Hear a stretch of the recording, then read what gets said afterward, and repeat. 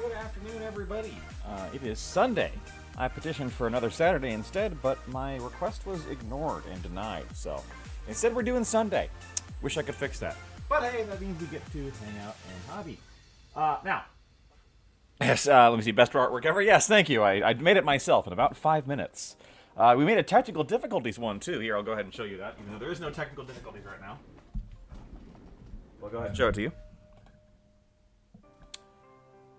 Get over here to my stream thing.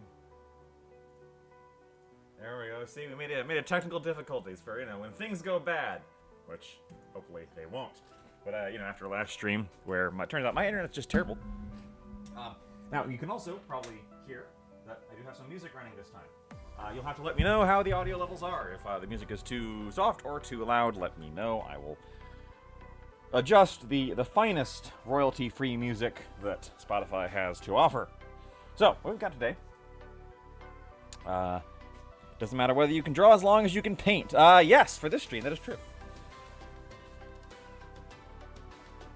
Plus, I could probably learn to draw if I, put effort and time into it. But I'd rather put my effort and time into painting. Speaking of what we've got today. Now, this guy, you might go, oh, it's another Hive scum. Well, yes, it is, technically, but he is not the star of the show today. Because this guy, I put him on the base for easy painting. But he's not actually there. He's not alone. No, the point of that guy is he is going on this. So this is my focus. This is my skate racer, my Hive Scum racer for the new Necromunda racing rules. It's the Rocket Truck Squig Buggy is the basis for it, but I have kit bashed it. Or rather converted it to basically I just sawed off all the orky bits. We're kind of doing this as sub-assemblies because I've got my driver right here as well. See a little, here, let me not put the brown on the brown so you can actually see it. So we've got this little driver here with her pistol and the steering wheel. And this guy's riding shotgun, or rather grenade launcher. I basically sawed all the orky stuff off, put some headlights on here, put a fuel barrel in the back, smoke launcher, and then there's going to be some fuel tanks in here. So, that's what we're working on today. I have a hard time limit for this one, because we are doing our first race on Wednesday. Hopefully. Shaky, shaky, shaky. Alright, so, first thing I'm going to do, though, is finish up the last of something I hadn't finished last time, which is this little, my wash here has a swatch on it, and I want to get this down before I do anything else. I don't remember where I got this wash. It's an Ammo by MIG wash. It's an acrylic wash. It's called Deep Gray Wash, which is actually kind of inaccurate. That's more of a brown to me. I just want to get that on there before I forget, because I've been putting this one off for 40 years. I think as the music could be a tad bit quieter whenever you leave away a bit. Okay, I will. Yeah, that's a good point, because I do move around. And I can't get my mic in closer to my face.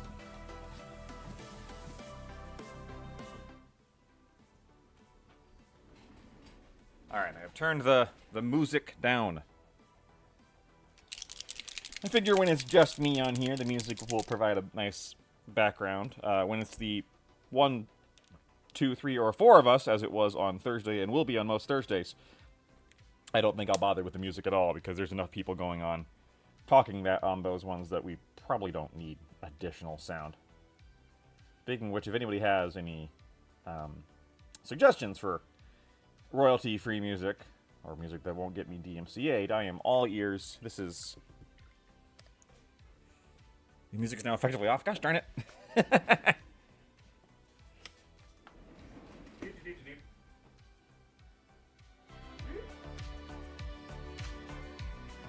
Alright, I put it halfway between where it was and where I moved it to. So, we'll play with it. Oh boy, I'm gonna be honest with you, I'm a little afraid to start this vehicle because it's a big vehicle and I have not painted a lot of those. Now, I'm not using an airbrush, and the main reason I'm not using an airbrush actually is because there's not actually a lot of single color on this thing. Like, you know, the front plate is going to be the main color, and the side, but a lot of the back is going to be really just kind of collections of metallics, right? So, I didn't bother to airbrush it. Probably could have, but eh. Now, the question is, what color do I want our racer to be? I think I'm just going to go with a good old classic red. Because red things go faster. Would you like to go faster? Raise your hand if you want to go faster. Now, the question is, what red do I want to use? Because I have many of them. I have many, many, many reds.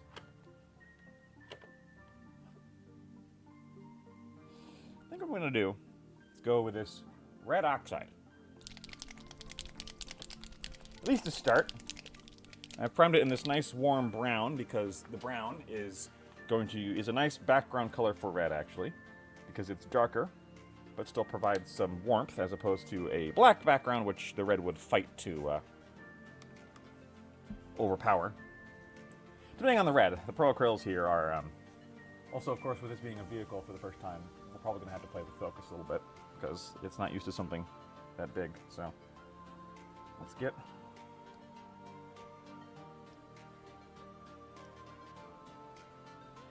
We're just painting the base color here, so I'm not being super worried if I'm messy.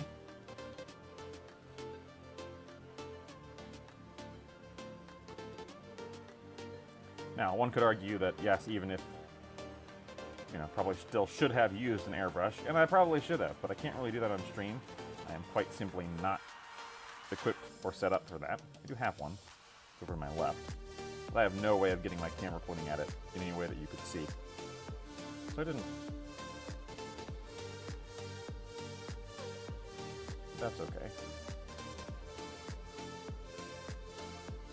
And this being a red is almost undoubtedly going to need 2 or possibly 3 coats.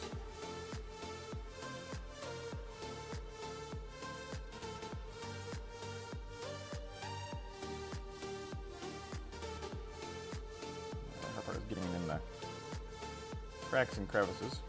And the nice thing about Necromunda is that, as often, Necromunda does the aesthetic can cover for some of our mistakes. Because, you know, if it's crap, I'll just say, well, it was painted by Hive scum. What do you expect? Of course it's crap. They probably hand-painted it with stolen paint.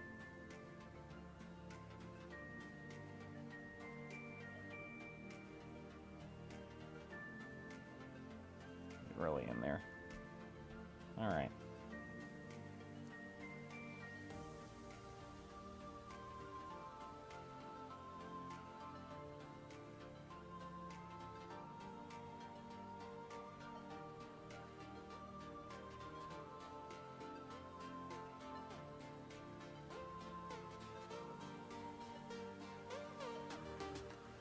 Of course, a lot of this is going to be metallics, and those metallics will probably be the last thing we paint.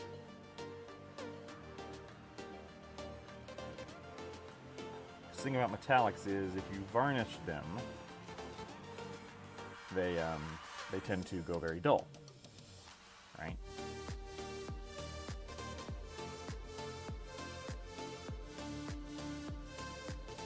Which I don't really consider a big issue when it's on individual models, especially Hive scum, because again, dull metallic is a dirty metallic, and that's fine. But when you have a big vehicle that is a lot of metallics and you dull too much of it down, it doesn't look right.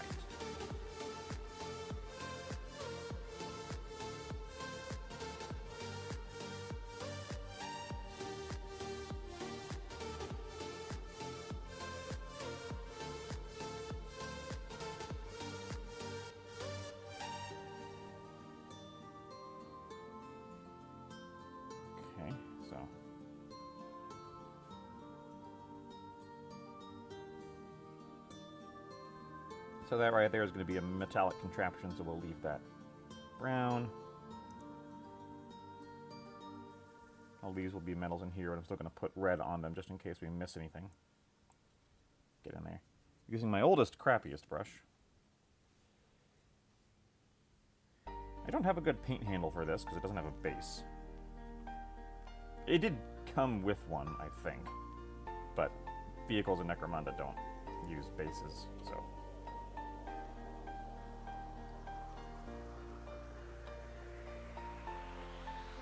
I didn't bother to put it on.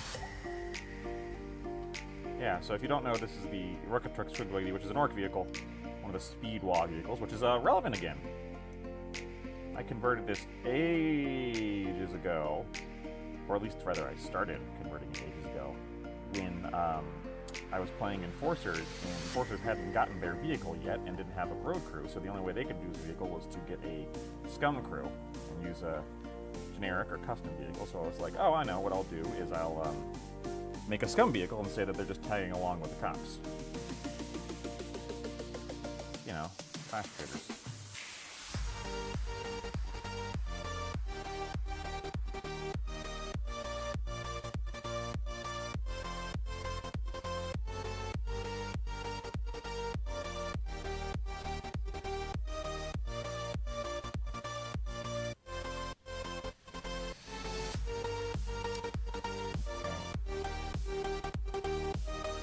It should be possible to hold it better, but ultimately that's just baseless speculation.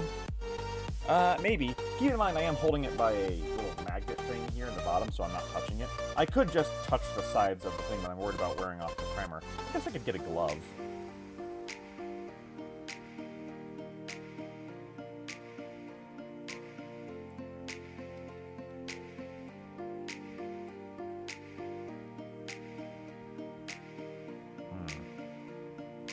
Yeah, that would probably be red too, because it's one big panel.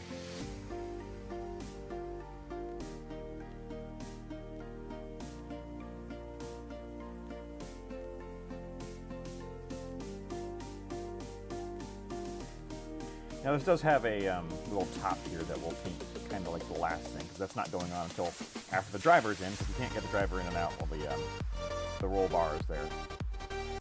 But this is a very open cockpitted vehicle, which means we do need to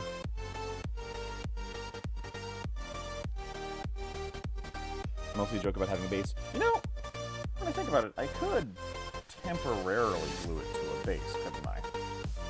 Just like grab a big old base, all about that base, cello, and glue it on there and then hold it by that. Actually, might be a really smart idea.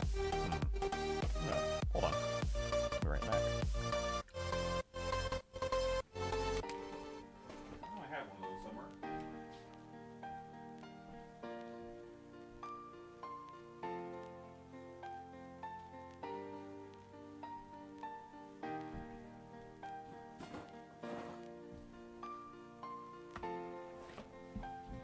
Yeah.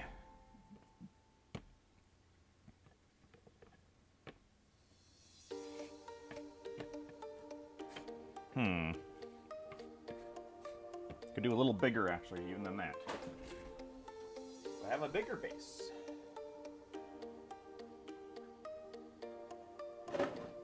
Maybe? Or rather, I know I do. The question is, where did I put it? Yeah, I know I've got bigger bases. Of course, I could print a bigger base, but I think that one's the same size, isn't it? Yeah, that's the same size. Might as well just tack it to it. Yeah, the problem is it's too heavy.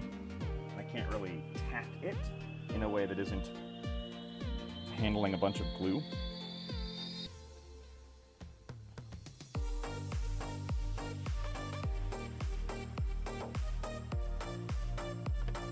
I'm going to use this glue here.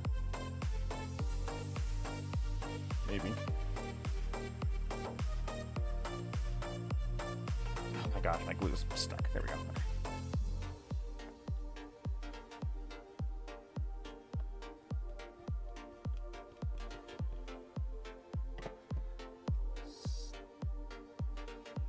Dick.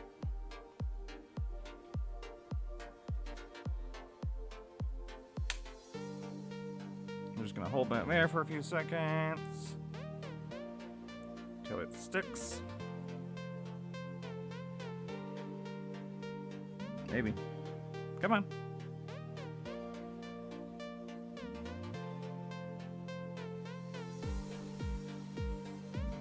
Doesn't want to stick. Stick, darn you.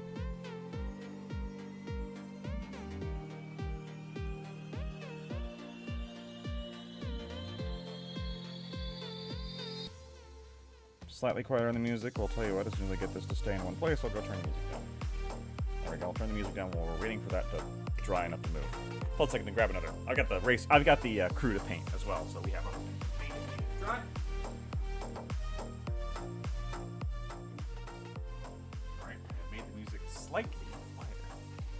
Okay, we're gonna wait for you to dry, and while we wait for you to dry, we're gonna paint something else that's gonna be red, which is, you can see that. I don't think you can. Nope, no, that's not gonna work. It's a fuel tank. I got 2 fuel tanks. The idea is these are gonna sit in the passenger seat next to the driver, which if you're like, that's incredibly unsafe, yes, welcome to Necromunda. That's the joke. I think the joke is that like there's a bunch of fuel tanks there that are powering the smoke launcher, or maybe they're like NOS, or like, you know, turbo, or who knows what they are. It doesn't matter.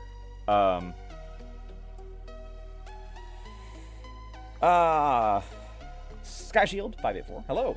I've been working on a Chaos Sorcerer lore for my AOS army. Great mini. Is that the? Yes, that's the new one with the 4 guys, right? Was that the one that was a Warhammer Plus one? Is the guy with 4 guys? I've got that one. It is amazing. I need to paint those little guys. I don't have a Chaos army, but if you're painting that, you should post pictures on our Discord if you're on there. If not, you should be on there so you can post pictures so I can see it, because those are I have a soft spot for little guys. Also, how much to start on Infinity Minis. So, the only problem with Infinity Minis is actually not painting them, it's building them. I have not got around to building them yet because of the metal. It is on my to-do list. The problem is I got assigned this as homework because we actually do want to do we want to start doing our Necromunda battle reports. Maybe less battle reports, gameplay videos, let's call it that, right? And this is, you know, timely and relevant. So Kevin, who's on Thursdays and does a lot of our AOS 40k content.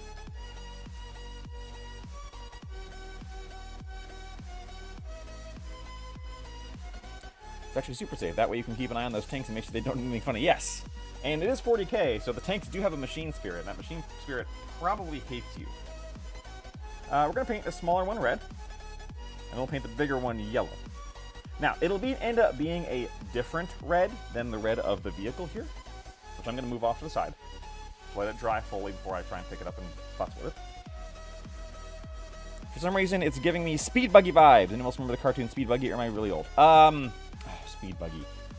That rings a bell. Is that related to Wacky Racers? Because that Wacky Racers is the cartoon with the vehicles that always springs to my mind when I think of this and other, like, you know, cartoony racing games. But I certainly know the name Speed Buggy.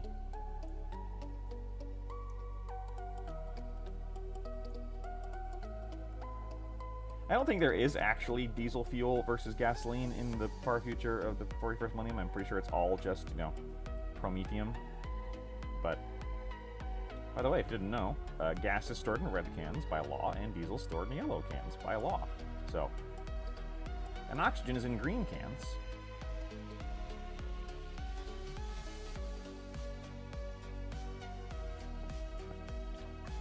Speed Buggy. That's going to bug me now. I'll have to look that up when I'm done.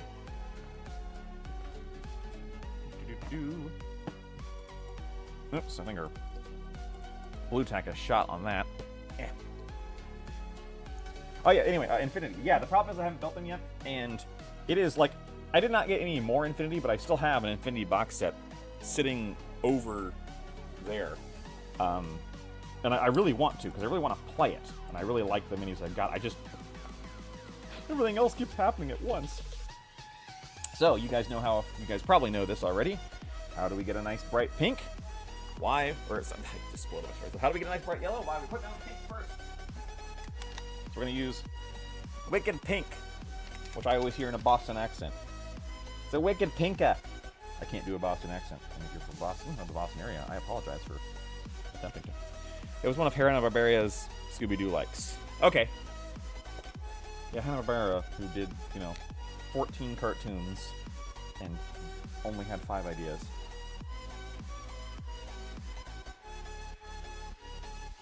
In that case, I definitely know the name, and I definitely saw that on TV at some point as a kid, because, I was the target audience for that, and I was in the right time period for it.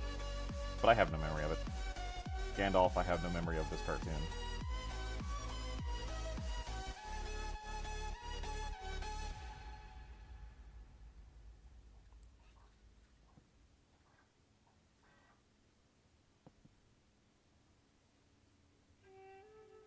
Is it bombarding everyone else with ads or just me? And if it is, I apologize. I can turn that off for the next one.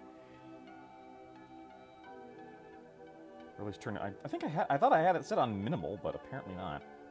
Or maybe minimal is just, YouTube's definition of minimal and my definition of minimal are two things.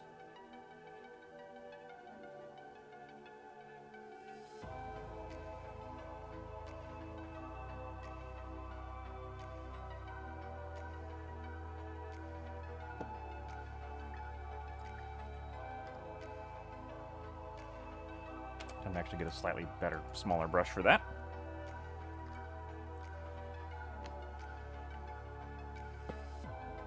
Yeah. Okay.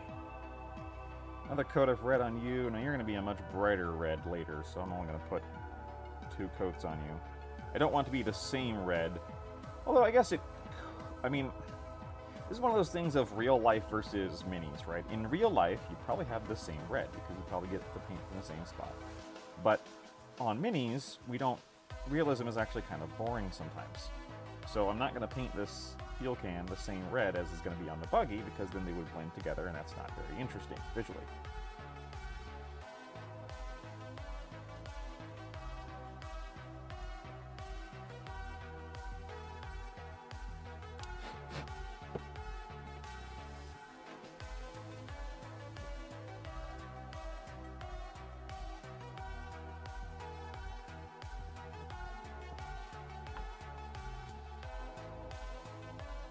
Like my vehicle's almost dry, but not quite.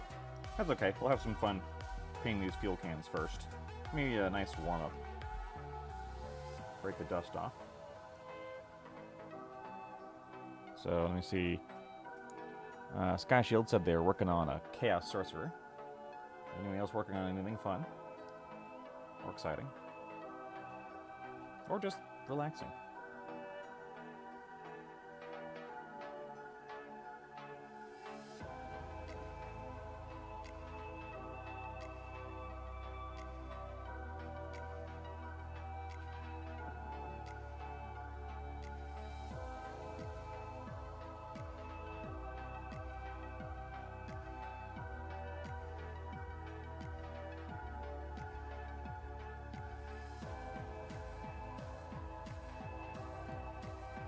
The reason to put down pink over the brown is that yellow was not going to go over the brown. I say that yellow as if I picked what yellow I'm using. I haven't yet.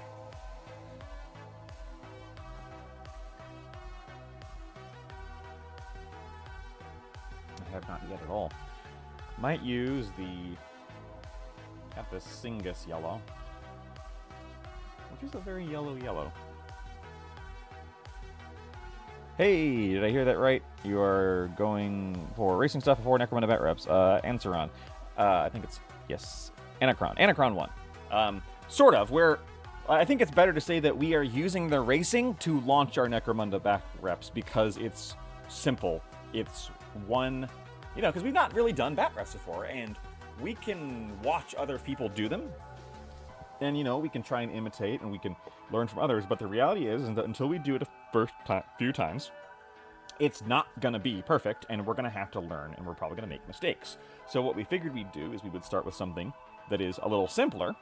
So there's only, one vehicle per person. It goes quickly. It's a easy-to-film format. Plus, we also just really are interested in this game mode. So yeah, I think it's better to say we're using this as the launch pad for bat reps, because it's going to be a good way to practice. I'm going to get a drink while waiting for that to dry. I don't know if I'm shaking my water bottle full of peach mango crystal light with caffeine. Despite going a soda on the internet, I don't drink nearly as much as I used to. Mostly so my teeth don't fall out my head. I like painting Hive scum. I shouldn't look like one in the mouth. Okay. Now, do I have a fuel red? Like a bright... This is, what I have on there is red oxide. Which is... So here's the thing. This is what I want it to look down. Great. Not that the racing is not interesting, but tell us more about the campaign you're doing. Start. Actually, I think what we're just going to do is just integrate it into the next campaign we're doing, which I believe is we're going to do a Secundus campaign. Despite, we've done a lot of Dominion campaigns, and Dominion is a great campaign to do, but we've done a ton of them. And I think everybody's itching to do a Secundus campaign because we didn't really get to do one. Not a full one anyway. Mitchell is kind of leading the charge on our... He's, like... We kind of all arbitrate a little bit, but I think Mitchell is kind of our actual arbitrator as far as Necromunda goes. Mostly because he's the one who puts in the work to keep everybody updated on the same page, and that means if you're the one putting in the effort, you get to make the decisions. And he's super pumped for Secundus. Filthy gene stealer that he is. Oop, music's still too loud? I'm sorry. I'll turn it down. I'll turn me up a little bit, and music down.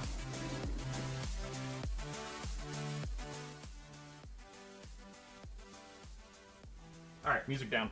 Okay, yes, please do poke me if the music's too loud. Yes, Secundus campaign, because Mitchell is super hyped for that, and he's basically our lead arbitrator as far as these things go.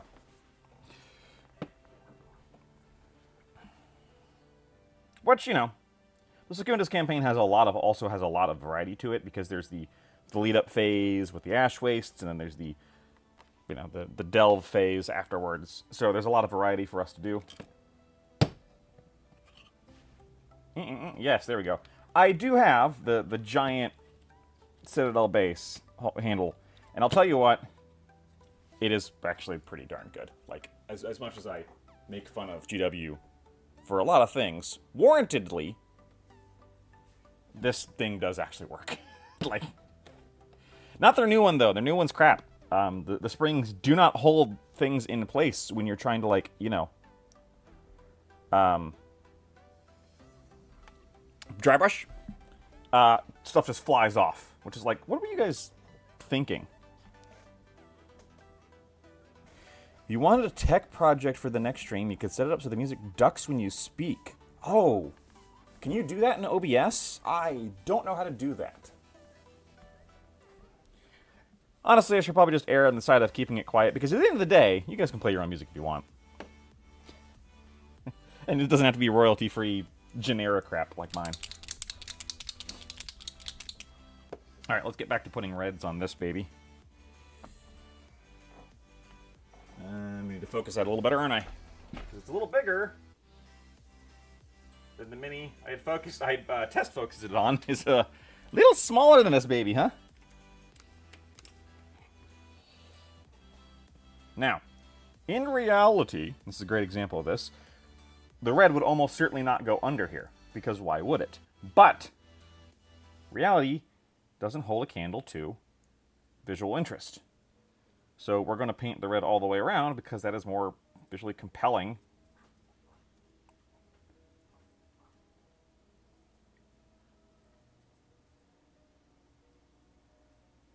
Plus, I can always paint over it later, right? This is the problem with my Pro Acryls. It does not like my wet palette. So this will get a little gummy.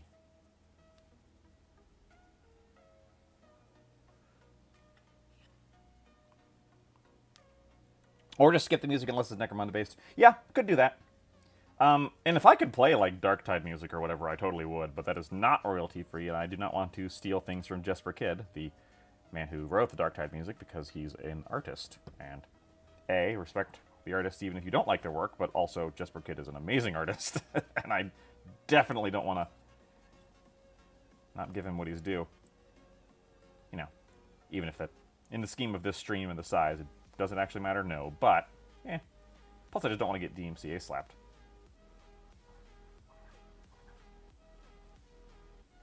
Pearl Krill on a wet pallet.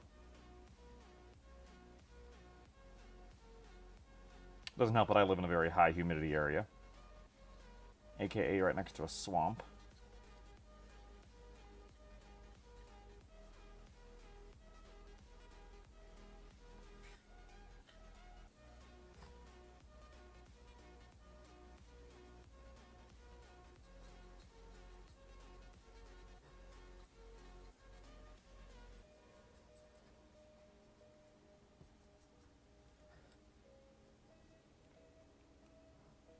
Well, hallelujah. Hello? Video game OSTs are typically okay as they don't want people to get copyright struck when playing the games. Oh, well, you know, you are more of an expert on that than I am, Cody. So I will, I'll bow to your judgment on that one. If you think it's okay to use Darktide, then, like, heck it, let's go ham. Because that soundtrack slaps. We definitely need to turn it down, though, because it is also loud.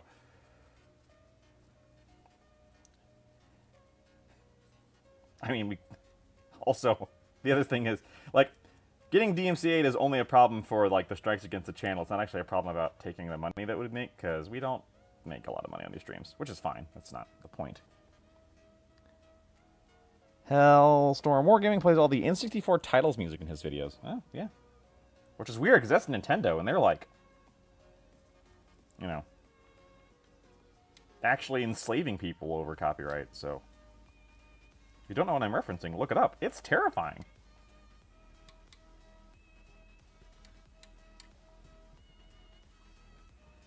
Alright. So now, we've got a nice balance of red around the whole buggy, right? Like, I've still got to patch it up here, of course. But you can see what we're going for. And this will make the metals that we do paint stick out. Now, are we going to paint the undercarriage? No. I posted the sorcerer. I will look at it. Back to the play campaign. How many players, which gangs? Are you going to set it up so that one person plays one gang all campaigns? Or are you going to alternate players for the gangs? So we are definitely, in this case, we're not going to... I don't think we're going to change anything for the campaign for the point of more interesting videos. We're just going to bat rep play a campaign as we would play it. Because I think that's honestly where our channel is found its success, is just like we're just us. And we aren't trying to be anything we're not. As far as what gangs, no idea. As far as number of players, no idea. This is still trying to get this all together. Our normal group is 8 players, but it is summer, and one of our players is very, very busy over the summer because he's works in farming. So he might not be able to join us, and we might only have 7 players, in which case we'll make it work. But we also had some people who were expressing interest in Necromunda that hadn't before. So maybe they'll join us and we'll have more players. There's also the thing of not all of our players will probably show up in battle reports because I don't think all of them will want to. Not all of our players are content creators, and some of them are probably going to be like, I don't really want to video myself and be on the internet. Because, like, you know, maybe their jobs are not friendly to that, or maybe they just are private people. So I don't know how many, and as far as what gangs, I definitely don't know. I don't even know what gang for sure I'm playing in the Secundian. Leaning towards Van Sar, but I don't have Van Sar painted yet, so I would need to get off my butt and paint it.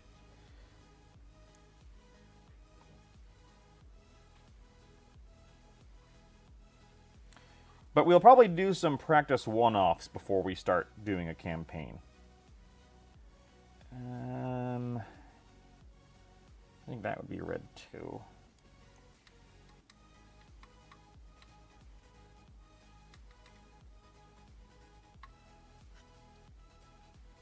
I did have to,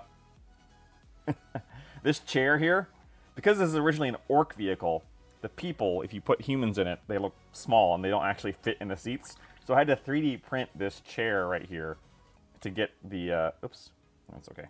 To get the pilot, to get the driver, like, in a position where she actually kind of, like, looked like she was sitting in it. Okay, so we're going to let that first coat dry fully. or painting anymore. Learn to listen. Posted the sorcerer. I will look at that when I am done. I cannot. Unfortunately, I'm not actually near my computer. I have to like roll over there. We say we try it. Worst case, we get a stern. Knock it off. Yeah, that's true. Hey, you're the one who'd have to. You're the one who our producer would probably yell at for that first. So.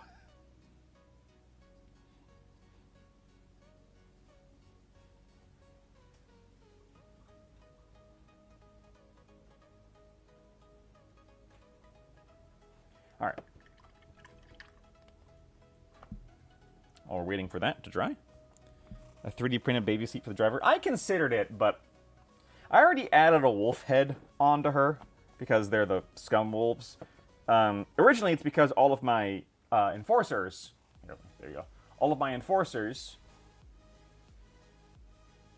are have wolf heads because the gang name was the Hounds of Helmwar. Plus, I had a bunch of space wolf heads, and I wanted to use them. So then when I made these guys to go with my Enforcer game, I put wolf heads on them too. Now they're not attached to my Enforcer game. The wolf heads are already on there. And I'm not pulling them off. So now they're just they're a race gang called the Scum Wolves.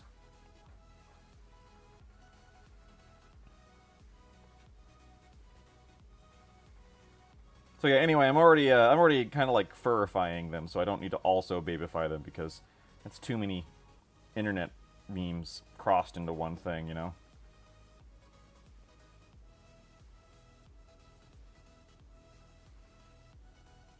This pink is not a well-covering one.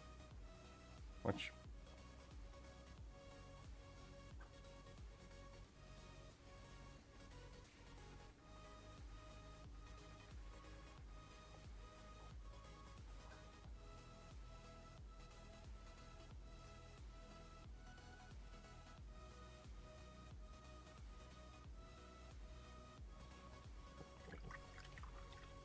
Alright, let's get out our actual red we're going to use for the fuel cans.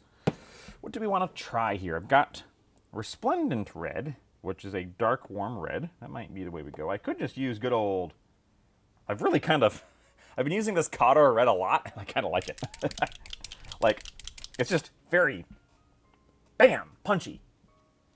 Something about it. Don't know why.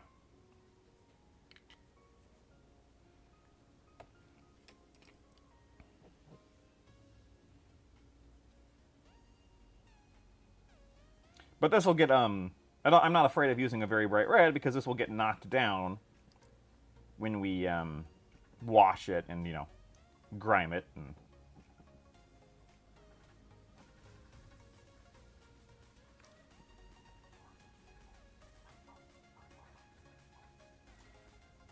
I don't remember where this fuel can kit is from. I think this one is Necromunda. Like, it's from one of the Prometheum Tank Terrain Kit, I think.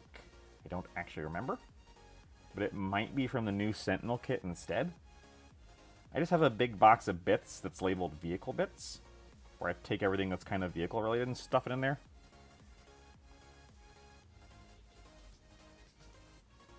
Because that way when I imagine a bit, I go, well, where would that be? Oh, it's in the, if that's a vehicle bit, so it's going to be in my vehicle bit bin. Instead of going, well, you know, this is the Sentinels, because the Sentinel bits is everything from... It gets knocked down and gets up again. Pissing the night away. Oh, Chumbawamba.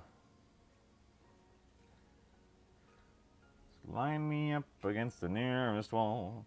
Line up your bravest soldiers all. 10 good shots, I'll take them all. They call me El Fusilado. Chumbawamba has lots of great songs. If you only know Chumbawamba from their I Get Knocked Down, but I Get Up Again song. They actually have a lot of really great songs. El Fusilado being one of my favorites. Great cover of Bella Ciao. Among many other very good songs.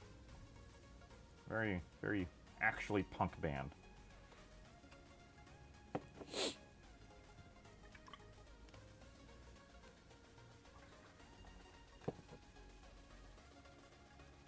Although last time I brought up Chumbawamba on the internet, someone was like, "Oh yeah, they did 500 miles, right?" I'm like, "No, that was Proclaimers." who also have a lot of great songs besides 500 Miles.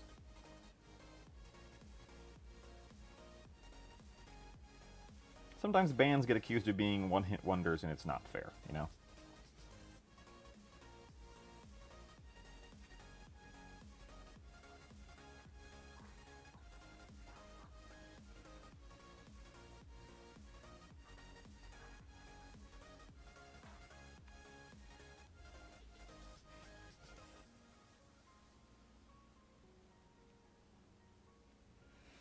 Okay.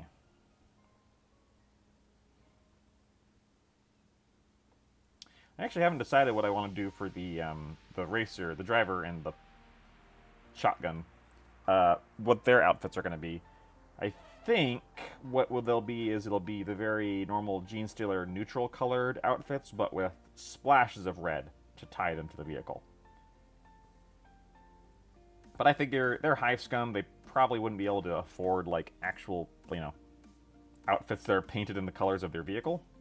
They'd probably just slap some red on like some, you know, the red will be their pop color. Those of you who didn't see today, the preview is Red Terror, the new Kill Team box with the Guard Special Forces, which of course speaks to my heart, and the Red Terror, the giant, oh crap, I can't remember the name of the actual monster. It's an actual monster, but it's named the Red Terror, which of course speaks to Mitchell's heart. So I hope that he will split that box with me, because I don't particularly want the Red Terror, and I don't think he particularly gives a crap about the Guardsmen, although he does sometimes like the Guardsmen because he can Gene Stealer them up and put them in his Gene Stealer army. So we'll see. Hopefully he'll split that box with me, because I can't afford another box. I had to skip the Skaven from the Skaven Cities box because I couldn't afford that and the Astra Militarum Battalion box, because I love those hippogriffs. I have not assembled them yet.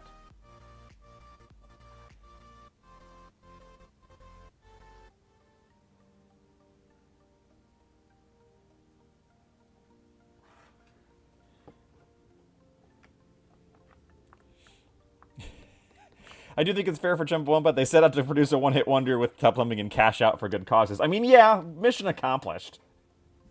I'm just saying that's not like Rick Astley, whereas like I can't name a Rick Astley song that isn't Never Gonna Give You Up.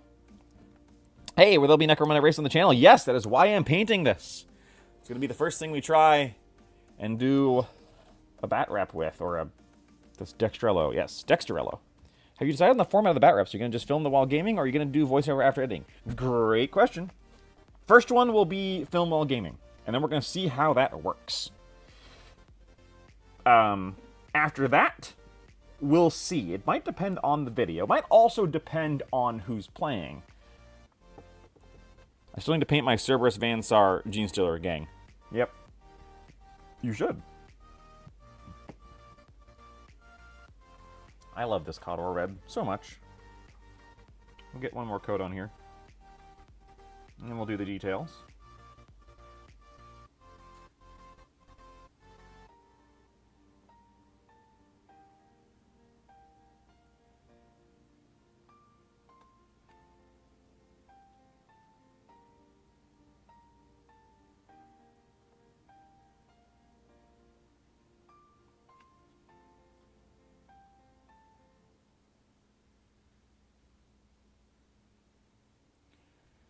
Now I've got El Fusilado stuck in my head.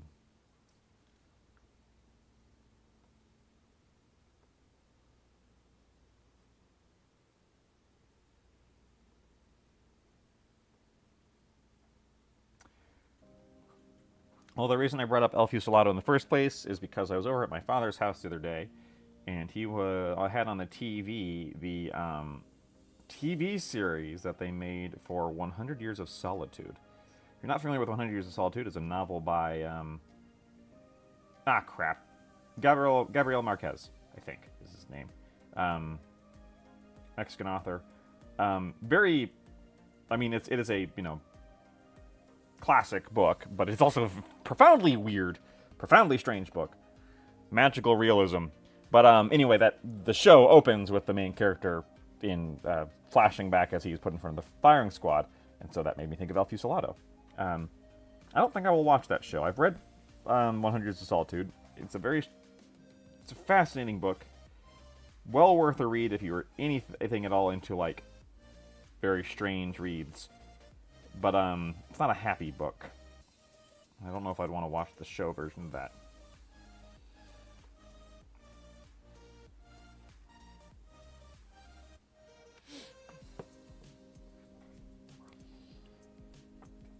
I can't read bat reps and not think what Bruce Wayne does when Bruce Wayne does the gym.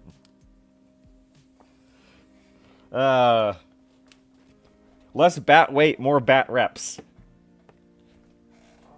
Let me get another drink.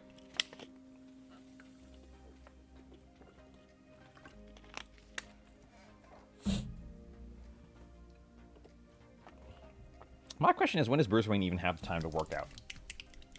I realize that it's a fool's errand to try and math out the logistics of superheroes, right? It never works. We're going to use yellow, and we're going to put on this Cygnus yellow, which makes me think of, like, Chungus. I don't know why. Big Chungus yellow.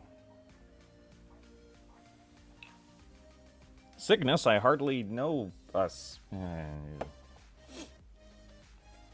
I have not field tested this yellow yet. As you can see, I've only put it on the swatch, so I don't know whether this is a good yellow for this or not.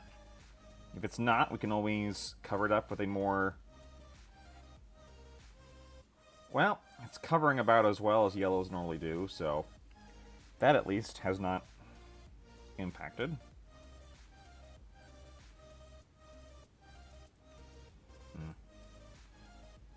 It is windy out there today. I don't know if it's windy where you are. I'm in the Midwest. The northern Midwest.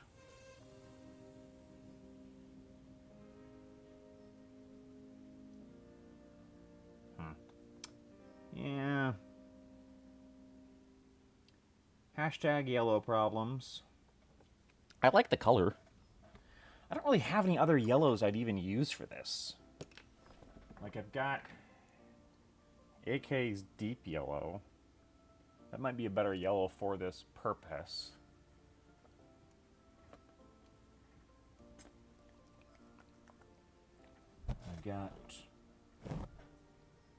I think that's actually a better construction yellow, and is what we are going for, is the kind of construction yellow of a diesel can. Which is not a, Cygnus, our swan's yellow. Oh, you know what? It's their beak. I'm guessing is the joke. I'm going to go for this warm yellow, because it's more of the yellow I picture when I picture a diesel can. Because diesel cans are not fluorescent yellow. They're not bright. Source. I work with them a lot. It's still going to have the normal yellow problems, but... yeah, it's a little warmer.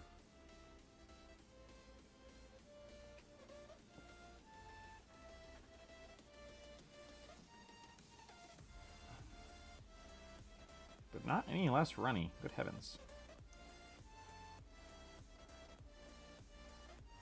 Now, if I were being super, like if I were painting this for a competition, which I've never done and probably never will. I say that. I probably will someday. I would definitely paint the, all those would be different colors, right? Like,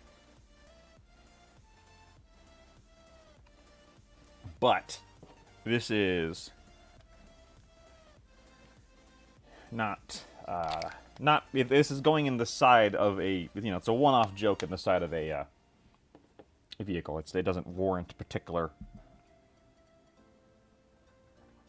attention. Can't paint my Vansar yet. Because I'm working in the LA Escalation League. Yep, that's what I feel that, because, like, yeah, someone asked earlier, when you're painting Infinity, it's like, I can't paint Infinity because I'm working on this. An Orc Buggy. Is anyone on team going to build a scratch-made vehicle? When you mean scratch-made, you mean, like, completely from scratch? Because this is a Ruckatruck Swig Buggy, but all the Orc stuff is filed off. I added headlights and a smoke launcher and a fuel tank, and I changed this to be an output pipe. There's a seat in it. Some other modifications. I believe there's another buggy that Cody is making... Oh, yes, that was you. Okay. Sorry. Cody's making a buggy as well. I think his is also an orc vehicle at heart. His was the big trike. The problem is that orc buggies are just, like, kind of perfect for this. Like, they're really... Like, orc buggies are almost made for this. Now, as far as, is anybody making one completely from scratch? I don't think so. Kevin is doing he's got a Ridge Runner that he dwarfed up. So he's got a Ridge Runner that he made into a squat Ridge Runner. So it's the paint job and everything else. He added a squat turret. Mitchell's using a non-GW model. He's using a Mantic Mule, the Plague Mule, which is kind of like it's like a little truck thing. It puts me in the mind of the Warthog from Halo, honestly, whenever I see it. He's doing that.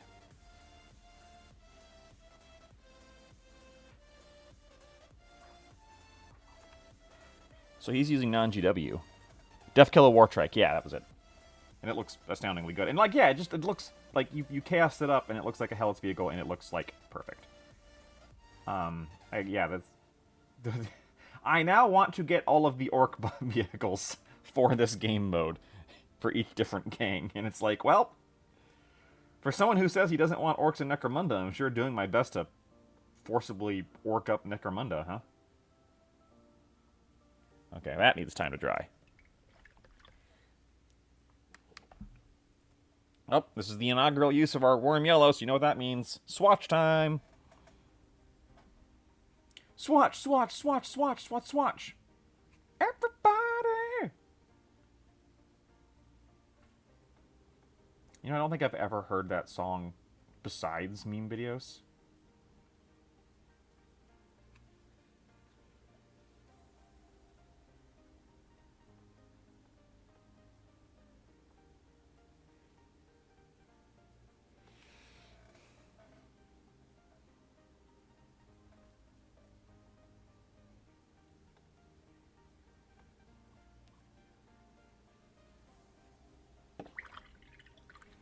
Dry Brush is like 3 buggers away from having them all. Gotta catch them all. Orc buggy.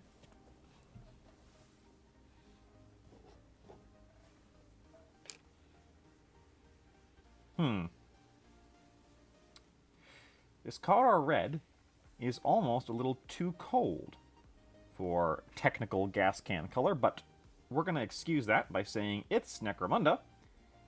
OSHA is long since ceased to exist. So they don't, nobody out there is enforcing the color of red gas cans. You know. You're lucky if a Hive scummer doesn't just paint free candy on the side of a gas can and someone dies from drinking it. In fact, I'm pretty sure they just do drink the fuel because, you know, you can. It's the end of, what James Bond movie was it where he puts the guy in the desert and gives him a can of motor oil as a revenge for killing a friend of his. Was that Quantum of Solace? I think. It was one of the not very good ones with Daniel Craig, which unfortunately is half the Daniel Craig Bond movies, because Skyfall was great, and Casino Royale was great, and the rest were not great. Sorry. Don't at me. I like Daniel Craig. That's a Bond man, but...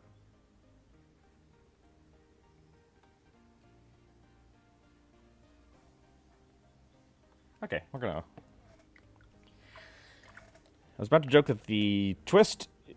I have a Taurus Venator made from a land speeder. Will that work for raiding? Yes, Mitchell was considering using one of his Tauruses. Or no, his Tauroxes. I was about to joke that the twist is they keep water in those cans. Yeah.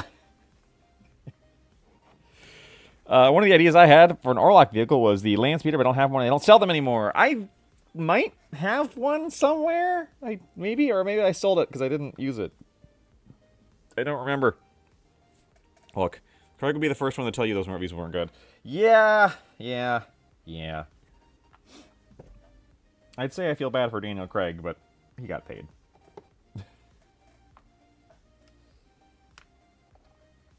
He got paid what could only be described as an irresponsible amount of money, I'm sure.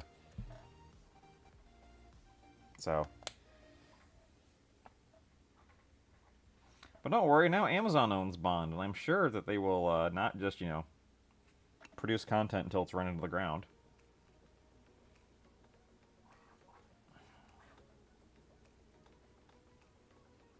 It's like the fourth stream in a row I've brought up James Bond unprompted, so I apologize. I had been re-listening to the Loading Ready Run from Rewatch with Love stream podcast of the Bond films, so it's on my brain.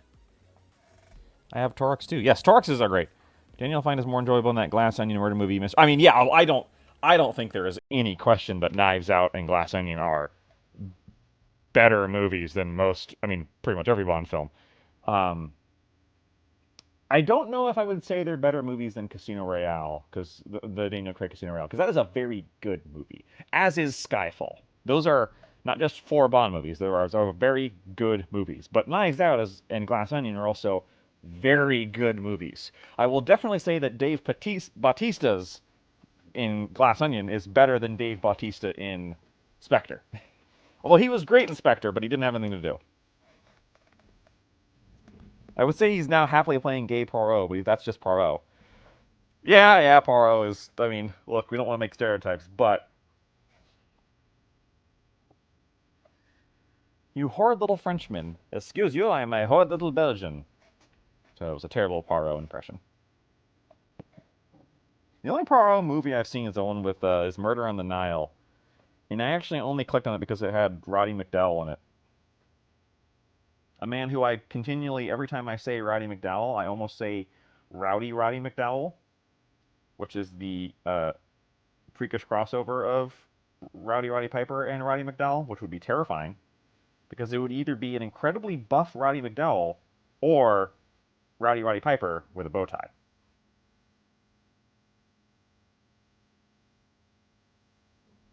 Although I would pay money to see Roddy McDowall do They Live.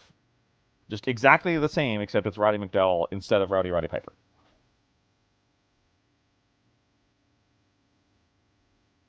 There's another great movie, They Live. Everyone knows it for the memes, but it's also just a really good movie, honestly.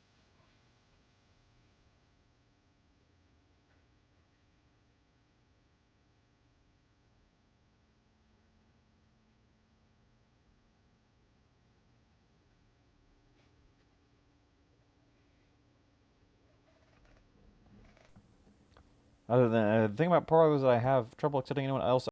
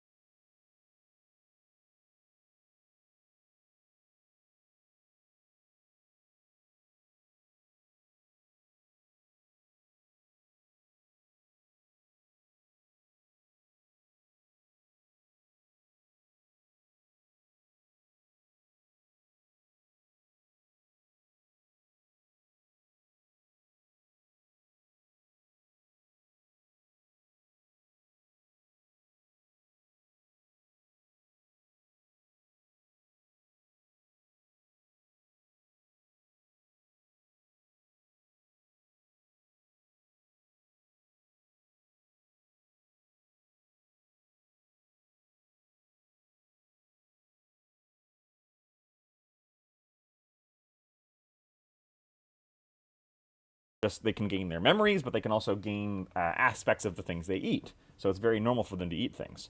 And there's a part where one of the recruit characters is just eating the robots from Blackstone Fortress, and it gets him high as balls, but also helps him understand this, like, labyrinthian, unknowable Eldritch Fortress. Which I love that concept. And then it's not...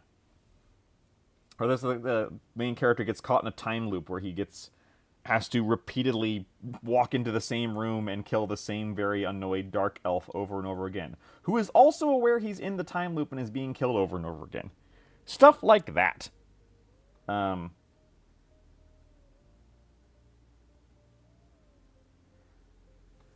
just don't quite follow through on, you know? Okay, so, this right here. Pop that off. Now, the bottom we're going to leave unpainted because, we don't need to. So what I'm going to do, actually, is I'm going to drastically reduce the amount of stuff I have on here, so it's only touching the bottom. That's used up tack anyway. I go through blue tack like a Wall Street investor goes through ketamine.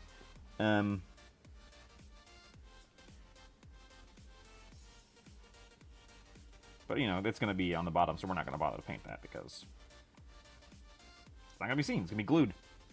I've only read some of the Blackmane books. Not read those. The Ragnar Blackmane, Space Wolfie.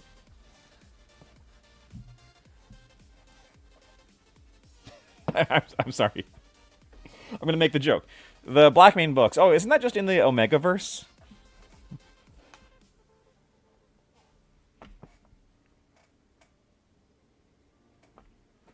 We're going to paint some metals on. Actually, let's get one more coat of the yellow on our swatch here because, good lord, does it need it. Even over pure white, this yellow needs, probably going to need 3 coats. Which is, again, not abnormal for yellow.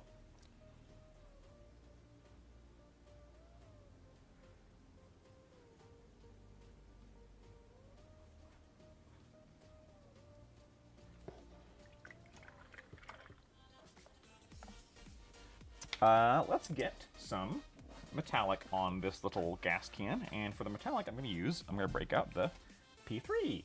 Whee!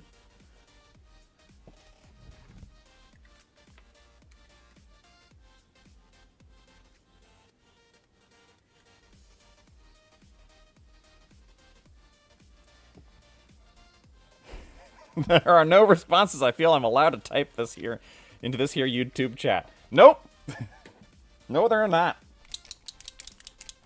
You can make a joke about it being set in the Laser Babes universe.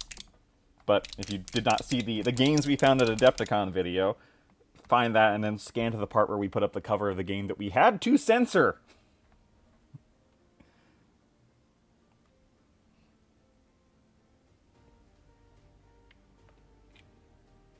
All right, let's try this. I'm gonna get a very small breath. Boop.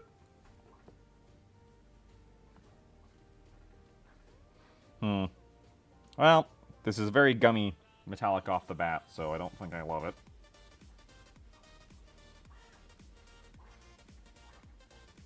But it will suffice for our purposes, so there's no reason to be super persnickety about it.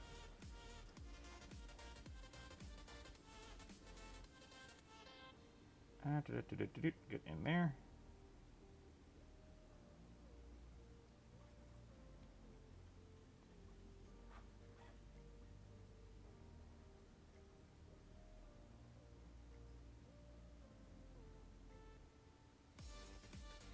Feels like this one song has been playing forever and ever.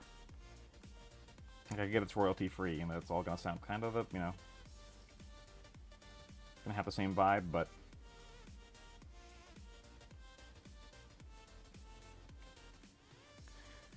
this isn't a bad Metallic.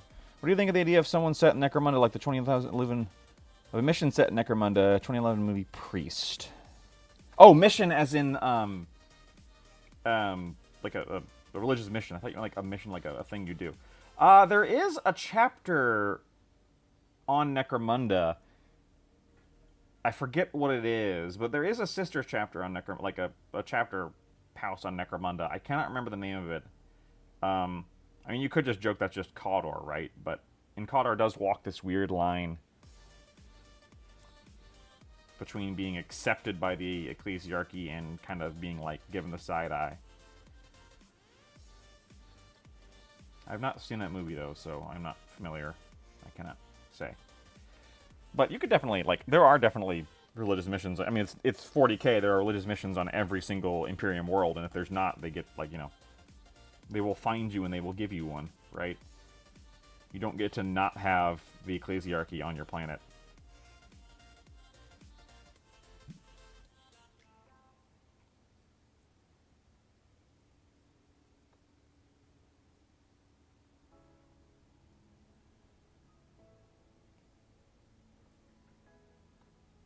I'd make a joke about there being no Richard Dawkinses in the universe, but, you know, it seems that Richard Dawkins nowadays has found a new god and named it Claude, so... Or Claudia, rather.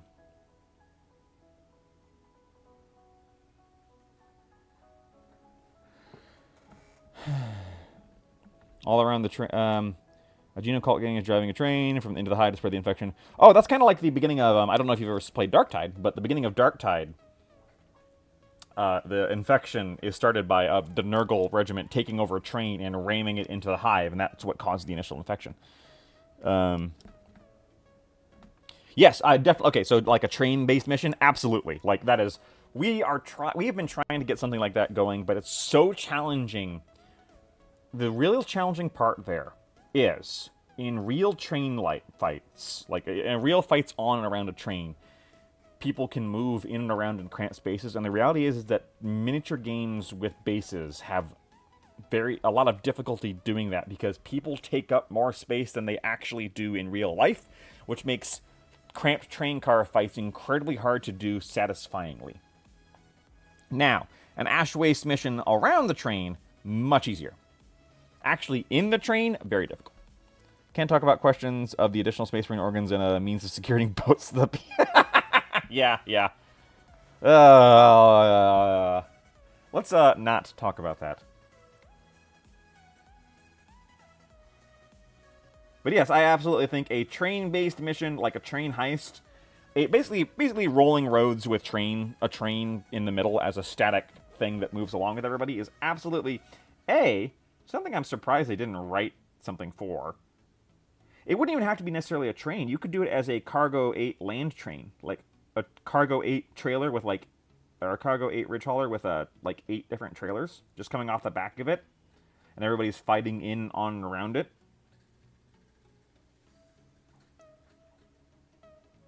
You would absolutely have to add rules about it not being able to just blow up the train, though, because in Necromunda that would be way too easy. And that the train would, like, obliterate anything in front of it. Like, if you got in front of it, the train wins, right? Last thing we're going to do on this is we're going to clean up my mess. I got a little silver in here.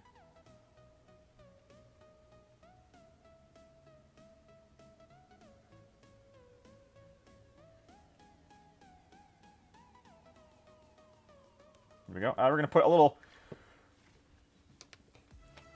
rubber, stop! There's a scenario where Ridge Hauler as the main objective in rolling roads. Replace that with a train, and no, you can't blow it up. Yeah. Can I blow up the train? No. Why not? It's invincible. How is it invincible? It has an everything-proof shield. That's stupid. Yes, it is. Shut up. We're not blowing up the train. It's too easy.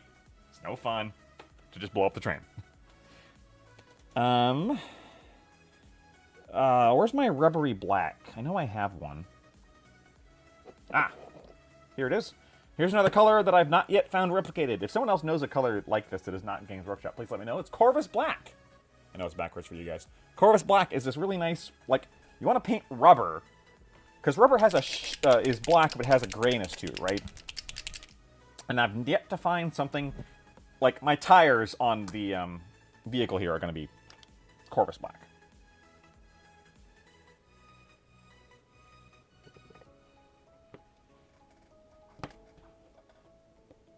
The only other one I know of is AK's Tenebrous Gray. Have you considered Big Train? Yes, I have Big Train. I don't know if I've posted that in our Discord, Daniel, but I have the War Train STLs, and I printed them, but I just haven't gotten around to painting them or writing the scenario. Train cars can be made open, and falling from them can be fatal, since the train is moving. Yeah. Anything in the train's path can be simply blown up, since the train knocks it over. Yeah, absolutely. Like, the train wins. Which is also what happens in real life, by the way. Don't ever get on train track.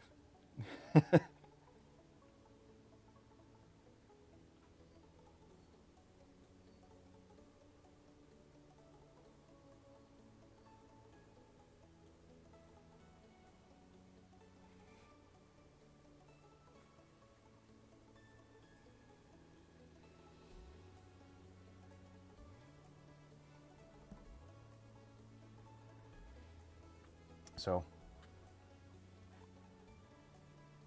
painting little rubber stoppers on. Look at that.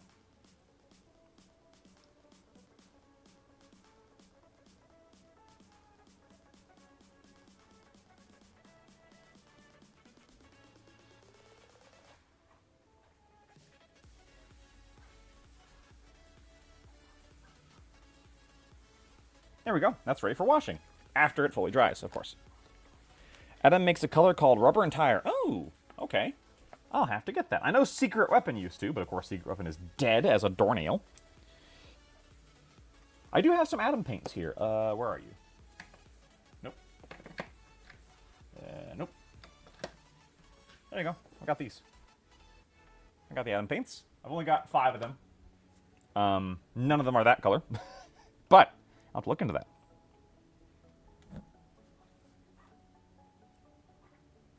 All right, let's put our inaugural swatch color on this.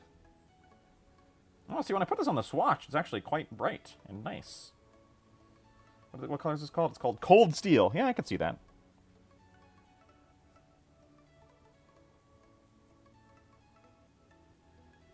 Oh, that might be a new. That might be a new contender for a nice steel paint.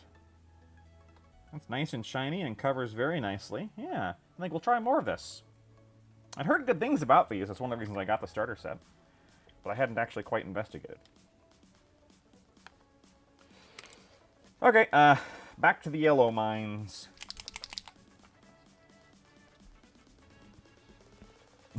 That's a good reason why you can't blow up the train. Remember the time the U.S. government put a nuclear missile on a train? I actually have an STL for that. I mean, not that specific one, but the I can print an STL topper for the war trains I have that is just a giant missile. I also have the ancient Death Strike, not ancient, I mean, it's still in production, it's still current. I have the Death Strike missile from the Manticore set from the Imperial Guard, which is just a giant missile. So I could absolutely just put that on the front train car and go, if you blow this up, everybody on the board dies. With no roll for it. Including the Van Sar. The radiation suits do not help them. It's a thermonuclear, you know, it incinerates them.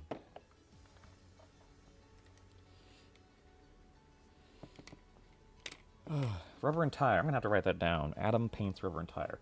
I don't know where to get Adam paints. I mean, I bet the usual suspects. Michigan Toy Soldier or something has them. We don't have them. I mean, I say we. I mean, the game store that I shop at does not have them. Although they did just get AK Interactive in, which I don't really give AK money, because I'm still bitter about how to make a war crime diorama. But they do make good paints. I gotta hand it to them. And I have some AK paints, because I bought them ages ago, and I didn't, like, performatively throw them out. Chaos Helots. Yeah. No, we'll just say that, even if it's Chaos Helots, they don't want to blow it up because they need what's on there. Or something.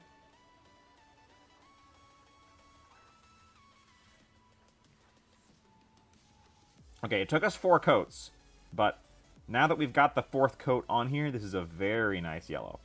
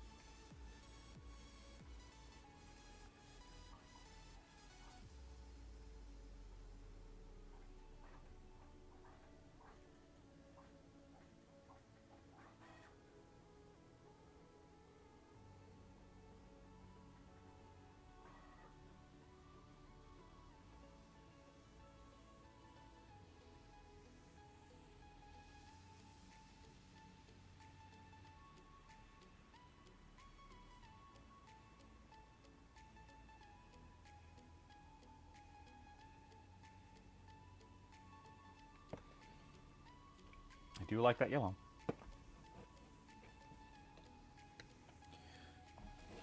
Let's wait for that to dry. Let's do another layer of our red.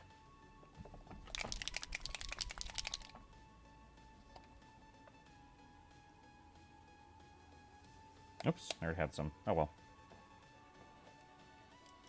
It's okay.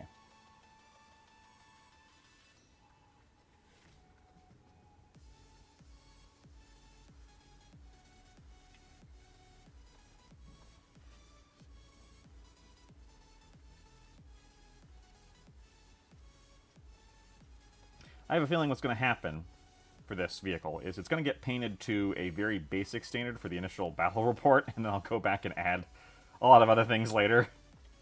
Because I've only got till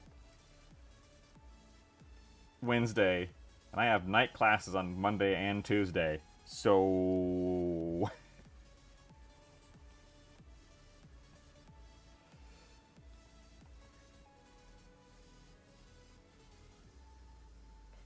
not a lot of time to get this done.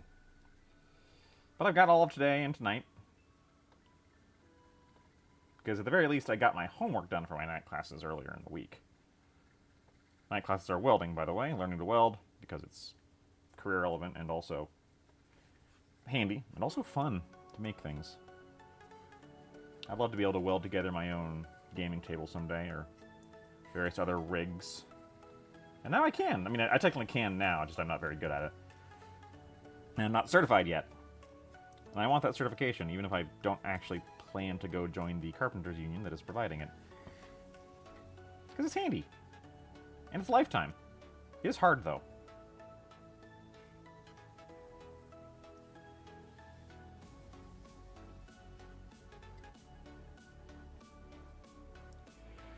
It would be funny if that did happen in the train section center is no longer available in that campaign, and also roll to see which territories were leveled by the explosion.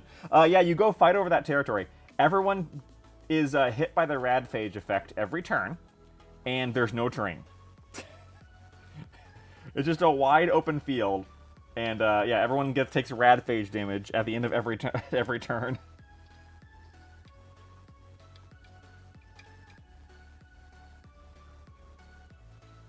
That sounds like something that what you would do there is you would just do the campaign ends, everyone dies.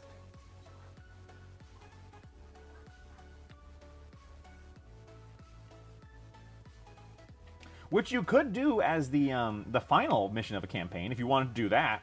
Like there's one gang that is trying to blow up the Spire or the Outlands where they are, and the other gangs have to stop that one gang from crashing.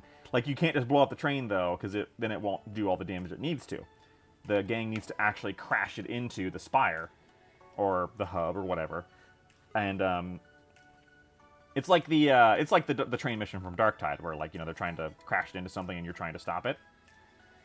And that would be a great, because we usually do, like, the extraction mission as the last mission, where it's like one gang's trying to escape and the other gangs have to stop them. You could do it where one gang's trying to commit a minor terrorism. And the other gangs had to stop them. That would be actually really fun. Problem is now we gotta write it. And that's the hard part. Ideas are like buttholes. Everyone has one. But they don't matter until they make shit happen.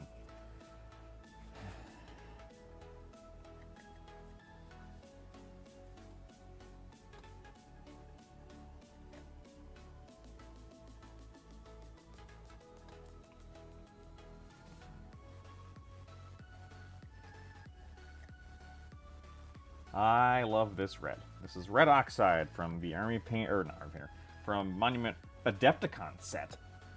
And, gosh dang, this is a good red. It's a good red, Bront. Get back in there. Get in there. Get in there. There we go. I see a brown car and I want it painted red.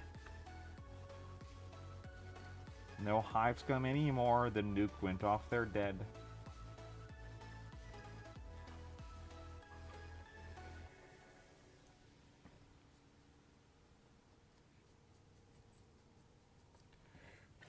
Okay.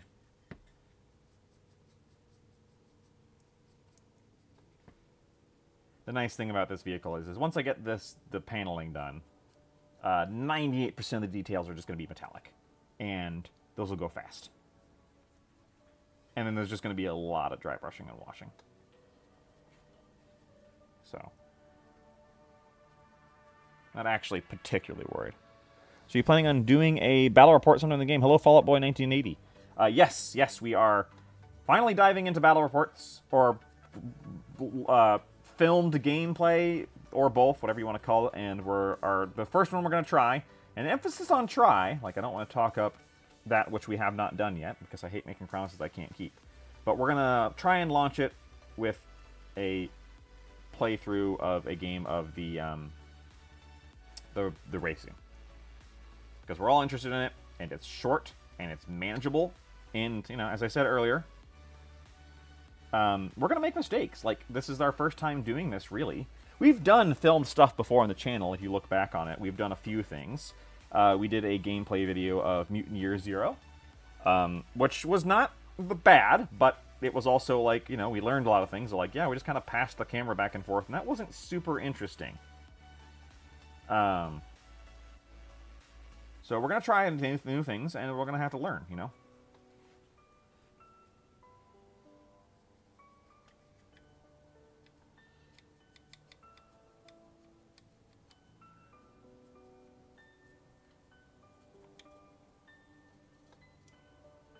But effort is being spearheaded by Kevin and Cody, especially, who are, both the more technically competent of us. No offense to Mitchell or myself, but that's not our strong suit.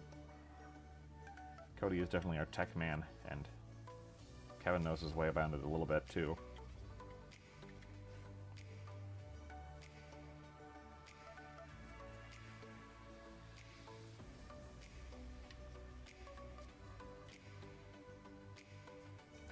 If you aren't aware, we do also stream on Thursdays, and on Thursdays it's a party stream. And by party stream, I mean it's more than just me. Usually Kevin joins, Cody joins, Mitchell joins. You know, depends on scheduling, and of course who's got family stuff and whatnot, because we do also all have lives. But if you want a more chatty, talkative stream, or you want to see the usual Necromundown crew of us bouncing off of each other, that's what Thursday is. Looking forward to see it if it goes well. Yes, and if it goes well, we'll do more. You know, do campaign diaries, stuff like that.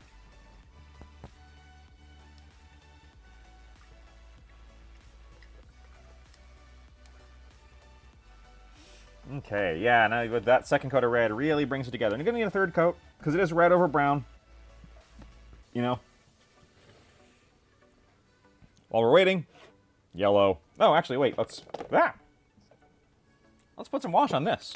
And for the wash here, because it's going to be dirty and grimy, we're just going to go with good old-fashioned Agrax Earthshade. Agrax, where are you? There you are.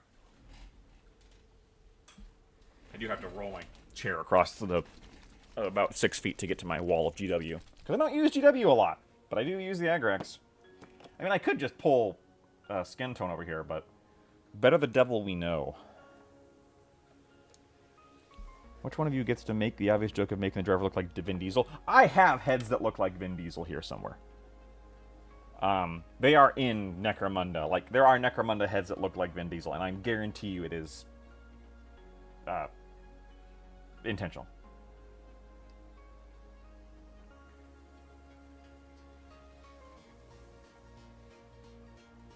I forget what kit. Probably more than one.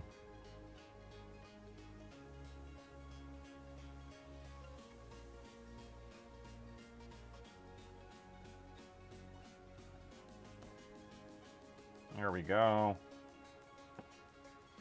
Grime up that can.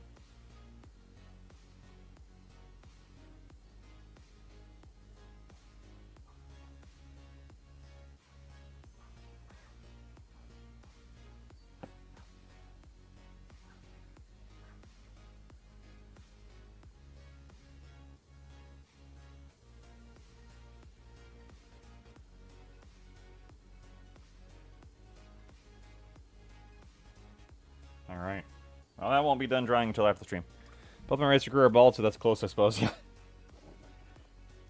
Well, you know, if I've learned anything about Necromunda, is that Necromunda is a game about family.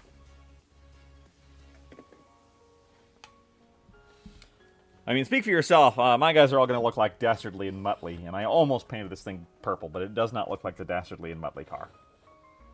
Someday, though. Someday I will make one. I'm going to make a Dragula at some point, too.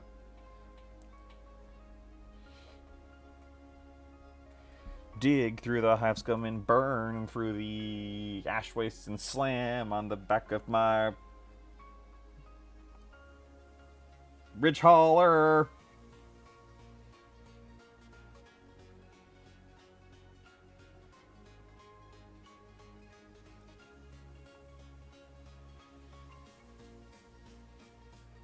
If anybody ever makes a Necromunda movie, we'll just get Rob Zombie to do it.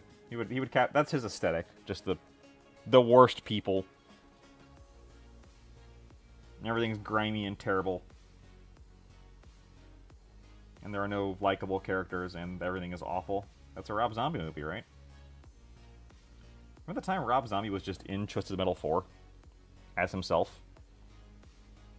And his victory video was just a music video of one of his songs.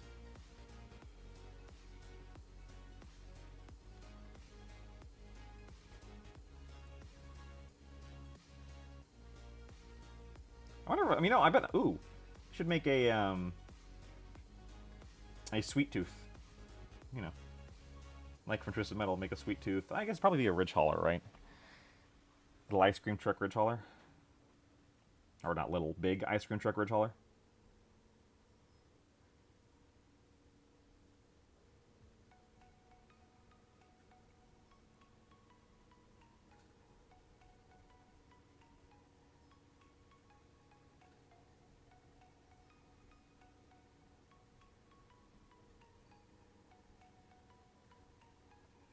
Okay, this is almost time for the yellow hack. If you don't know the yellow hack, I'll tell you in a second, once that's dry. These are going to be metallics, by the way, that's why I'm not painting those. Are you dry yet? No, not yet.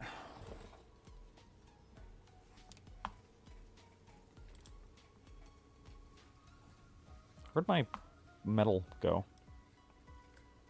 I was just holding it. Oh, there it is. Boop. Get another coat on here. I don't even know if it needs another coat, but we're going to put another coat on here, because why not?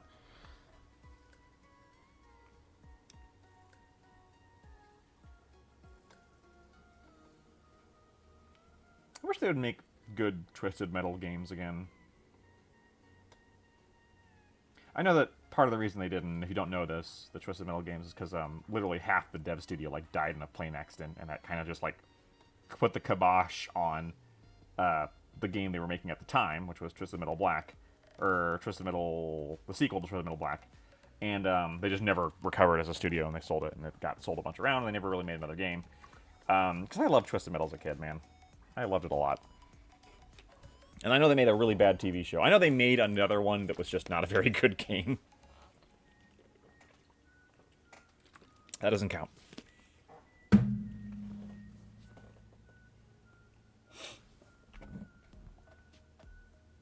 Need one more coat of yellow on that. Jeez Louise. Paul W. Anderson, Necromunda movie starting Mila. That's just the Lost Lands in it. I was just going to say that's just Resident Evil 3. Resident Evil, sorry, Afterlife.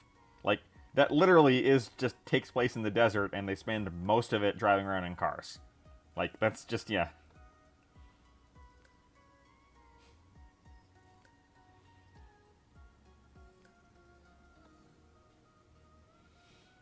If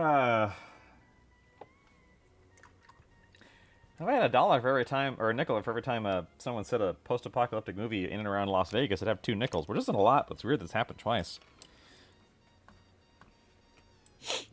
Oh, God. So Mila Jovovich would definitely be, oh, what's her name? The bounty hunter, Myrna Slate? The bounty hunter who's in the vehicle. That would just definitely be Mila Jovovich.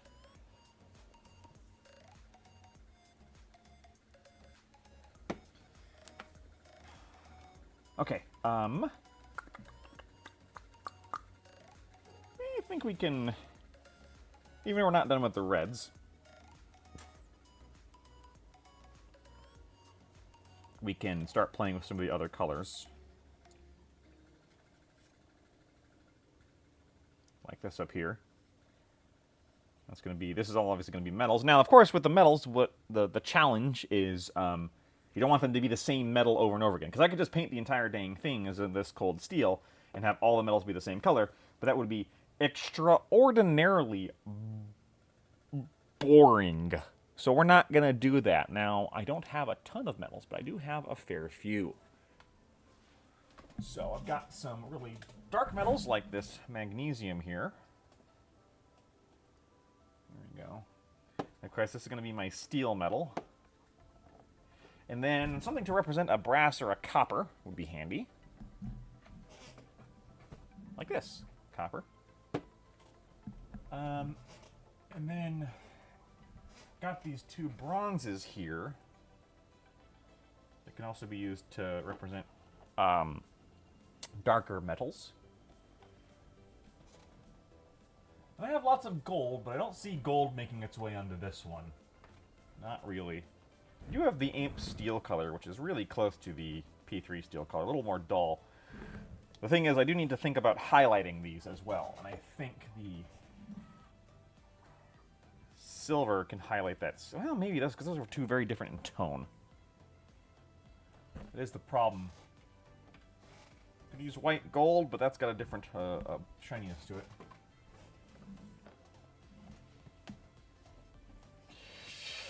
But that's okay. We can always mix in other lighter colors, and we might have to do that. All right. Yeah, it's dry. Another coat of red. More red. Red for the red god.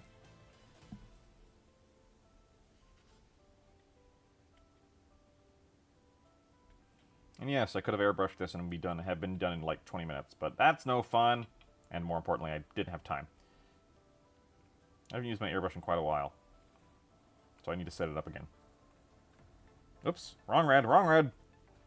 Just put my brush in the Commodore red, which, you know what? Not the end of the world.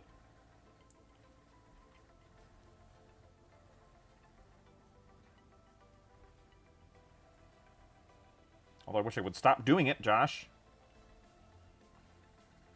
But the other reason I like doing this on stream is that a lot of people say, well, you can't, you gotta have an airbrush for vehicles. Look, it helps. You do not need an airbrush for vehicles. You can get a really nice looking vehicle without ever using an airbrush.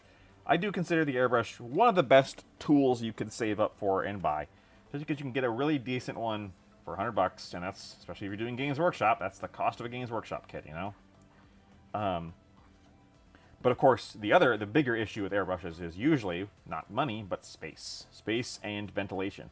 Because even just acrylic particulate is not particularly good for your lungs. And even if you don't care about that, you end up with little particles of it all over your space if you don't have a way to vent it out a window. So I totally get why people don't have airbrushes. That being said, it is incredibly handy.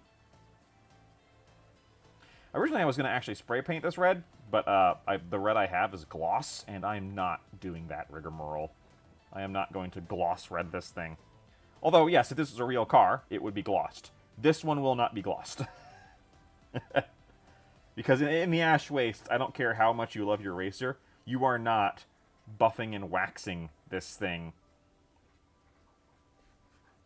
if you're Hive scum.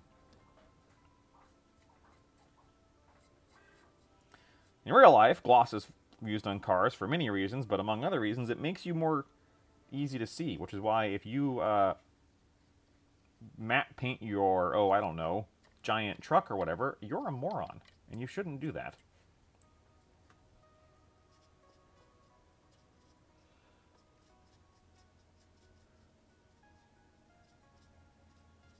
So yeah, you don't need an airbrush. You do need a big brush, though. Big, flat brush. That's how you do vehicles. As a gunpla builder, ventilation is the main reason I continue to just wish I had a spray booth and an airbrush. Yes. But you do got to have space for that. And if I recall correctly, Dana, you said you live in an apartment. Not to reveal too much information about you, but I do also live in an apartment. But I'm very, very, very fortunate in that I have an apartment set up where I can very easily vent out a window. Which is also why the only reason I have a 3D printer, because resin 3D printer makes airborne acrylic particles look like a joke. my 3D printer, my resin printer, is in a not even just vented out the window. It's in a grow tent that is sealed when it's running.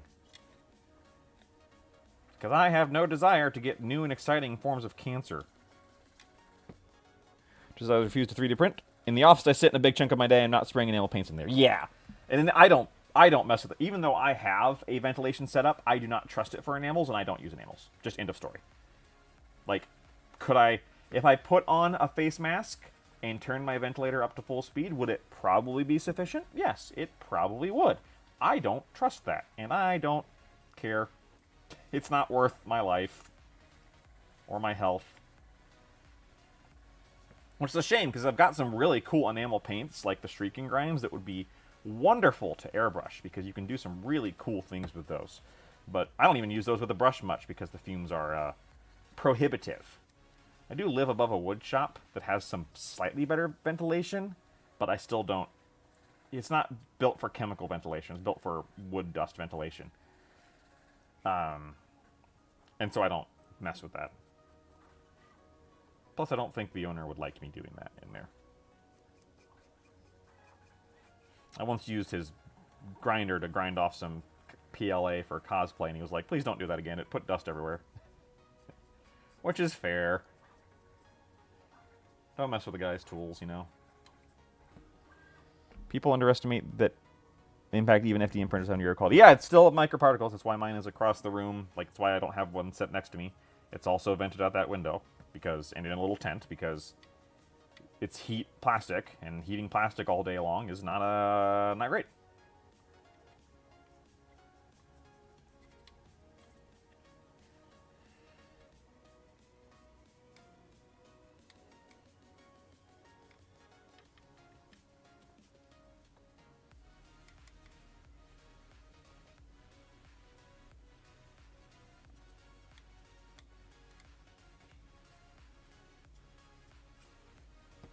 This is really coming together.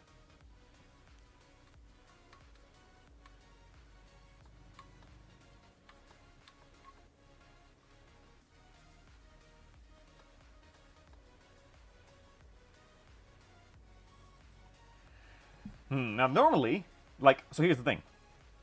I'll ask your guys' opinion while I'm here. The fuel tank on the back here. Normally, I would paint that fuel tank red, but it's the car's red, so I'm not painting it red, because we want visual variety. I could also paint it yellow. Would yellow against that red look too silly? Currently, when red's the only thing on here, it will look too silly, because it's going to look like a McDonald's car. But when there's a bunch of metallics breaking it up, maybe? While we're waiting for that to dry, I'm just going to go ahead and take my rubber here and put it on my tires.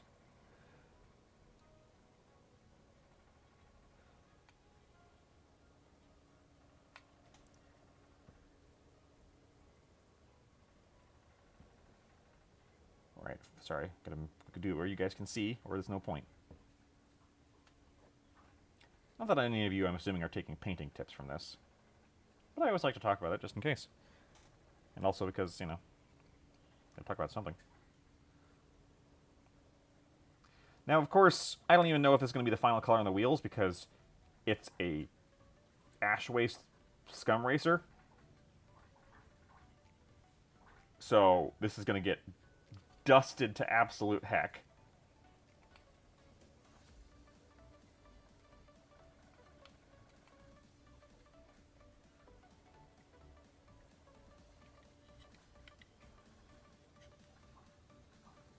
Okay, there we go.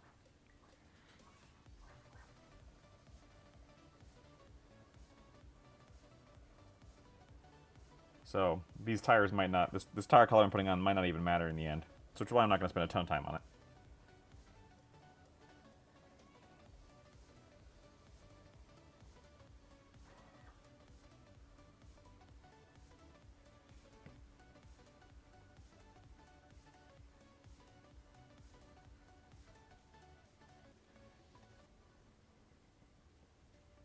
I need my smaller brush to get in there.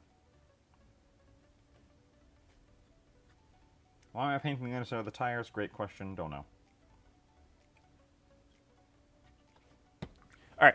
We got just enough time, about 15 minutes to show you my yellow trick, or my yellow trick, like I came up with it. I did not. So you got yellow, and you've put a billion coats on there, and it's mostly smooth, but it's still not quite there. What do you do? Well,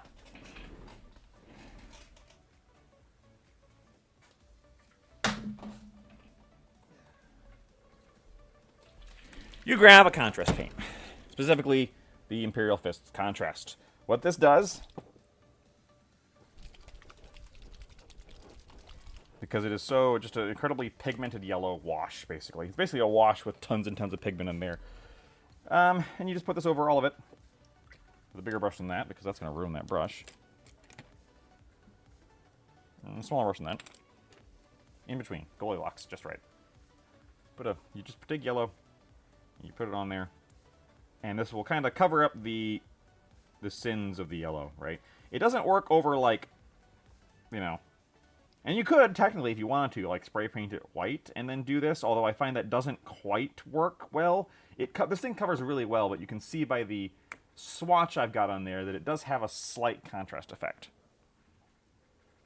Which, if you're going for that, you could just skip all that layering I did and just slap this over a white base, and it would probably give you a pretty decent yellow.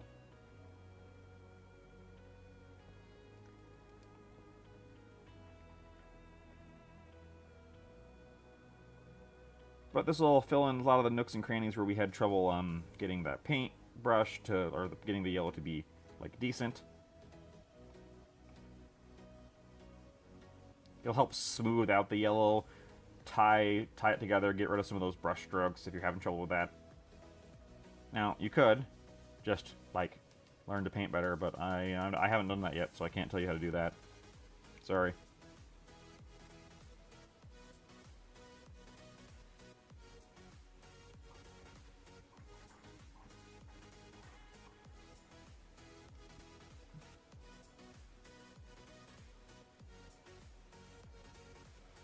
Here we go, nice yellow gas can.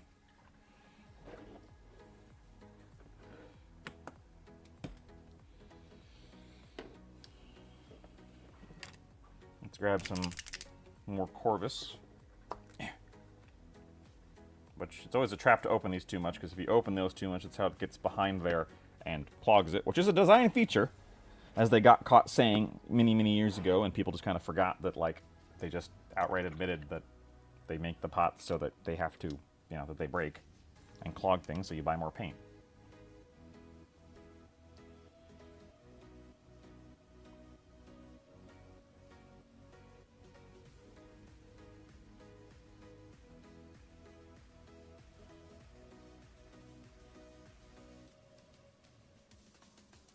But oh well.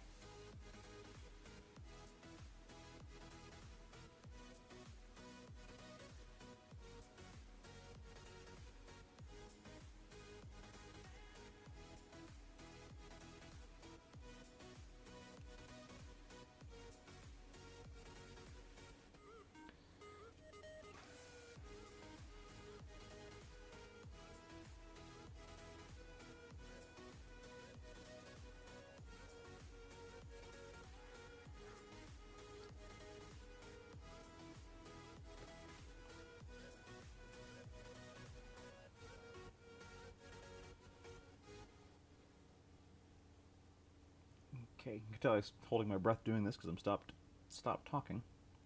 The motor mouth has stopped going.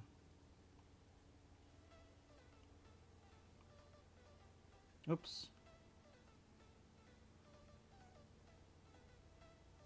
Got a little below it, so we'll have to fix that. Although we probably don't need to fix that, honestly. But we will. Alright, and then underneath that's going to be metal. Let's skip to a different metal rather than the steel I used for this one. Let's use this magnesium. Well, maybe. Let's go ahead and try it. You can always put a different metal on later.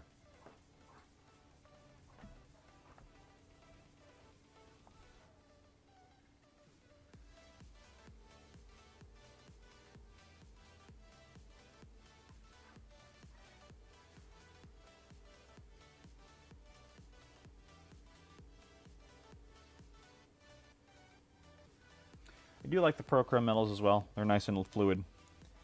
This magnesium, especially, which is another of the Adepticon paints, is particularly nice. I actually like it a lot better than a lot of their older metallics. I don't particularly like their dark silver or their silver. I find them very gooey. But the ones they've done since then, the magnesium and the steel from the amp set, I really like them, and they're heavily in my metals rotation.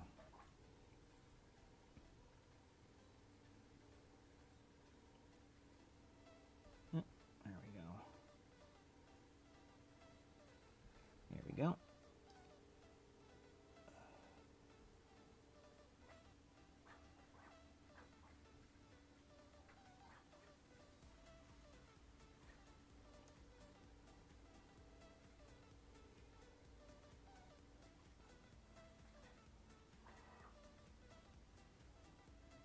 Okay.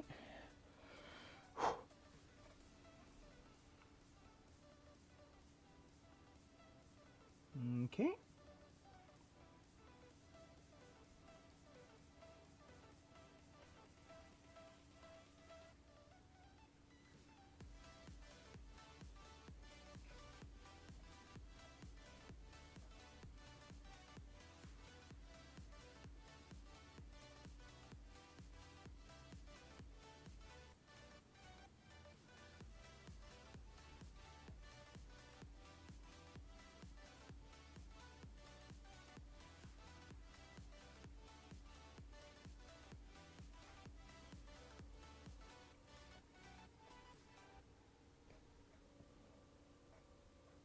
Do you ever start new Monday campaigns with experienced games? We've never done that, no. We've never done a carryover. We did, so one person did. When we did the Vaults of Temenos, or the first Aranthian succession to the second Aranthian succession, one person carried over.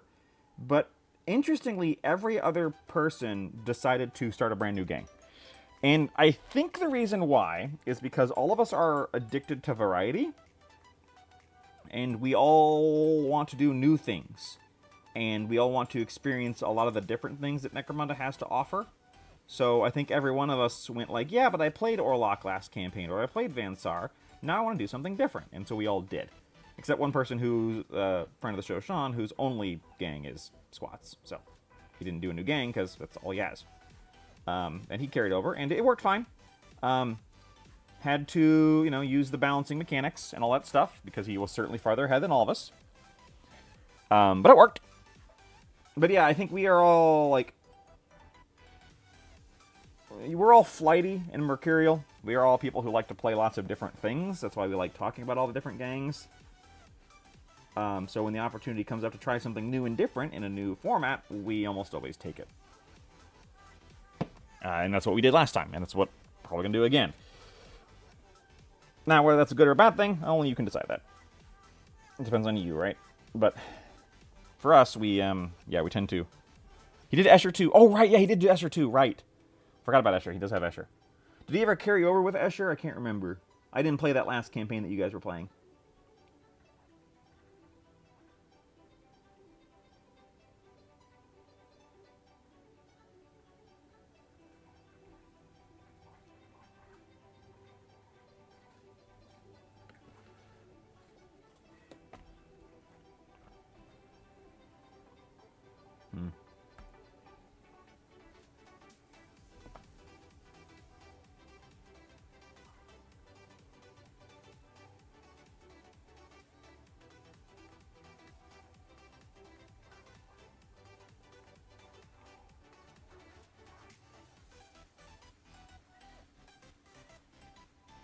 Definitely need a second coat on that metallic. I believe you did carry over Escher as well. Okay. So how do you get your gangs? Oh, stupid ads. How do you get your gangs? 2,500, 25. Oh god, I think Sean got his to like 3,000, and we've had winners get to like 4,000 before. And it does become an issue with balance, because eventually you run out of credit things to spend credits on, and you start getting the weird crap that is just broken. The rarity roll is not nearly as much a barrier to broken equipment as Games Workshop seems to think it is, because it's relatively easy to spike, or to ensure you get a good roll. And I honestly, that's something we've never quite figured out how to fully fix.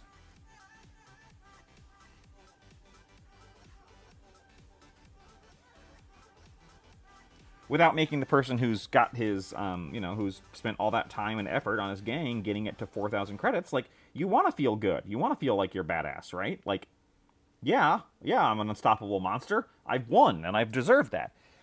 The problem is that's not necessarily fun to play against. So, and that's always, and that is the, at the end of the day, that is the balancing conundrum of Necromunda, right? Like,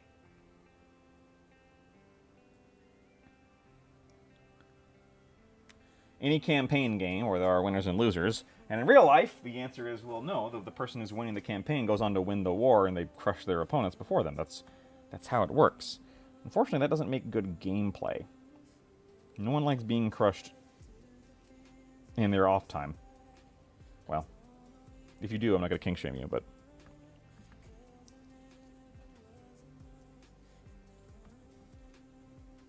in general.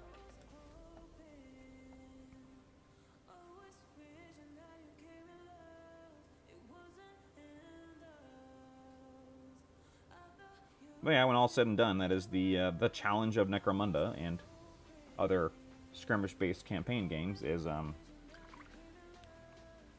people are going to stomp their opponents at some point, and you have to either reel that in or restart. And I think that's one of the reasons why we enjoy restarting, is it does reset that.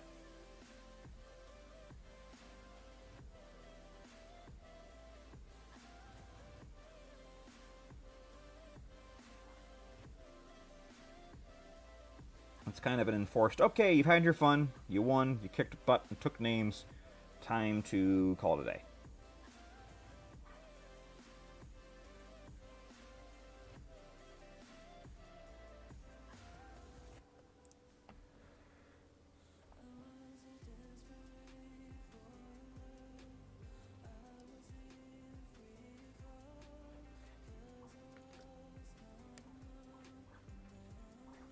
Okay, I need to...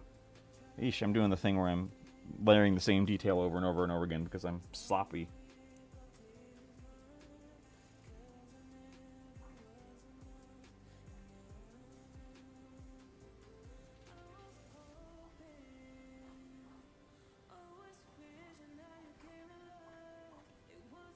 Well, I'm sloppy and capillary reaction is ruining my day.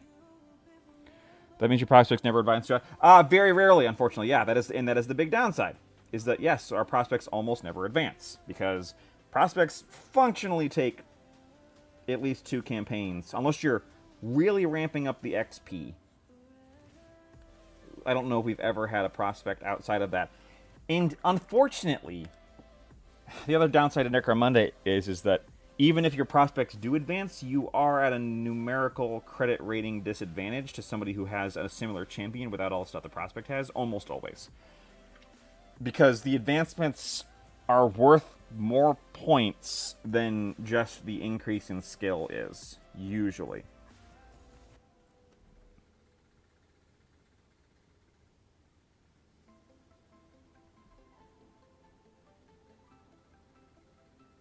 Which, honestly, though, if you're playing for narrative reasons, you just kind of, like, eat that and go, yes, okay, I'm, And the other advantages your gang has make that usually worth it. But if you're trying to purely, min-max, that's a bad time. All right, well, what wasn't a bad time was this stream. So thank you all for joining. We're going to wrap up now because it is 3 o'clock, and I got to go record the Sunday preview rundown with Mitchell. I hope you had fun today. If you want to post what you painted, go check out our Discord, link below if you're not already on there. I will see you next Sunday, of course, but also Thursday, where we have the other gang on as well. Join us then at 7 p.m. EST on Thursday if you'd like. Stay tuned this week for more stuff. It'll be a bit before the Necromunda Battle Report comes out, because we've got to film it and edit it. But when it does, we'll, of course, post it on our channel, and I will see you all in the future. Goodbye.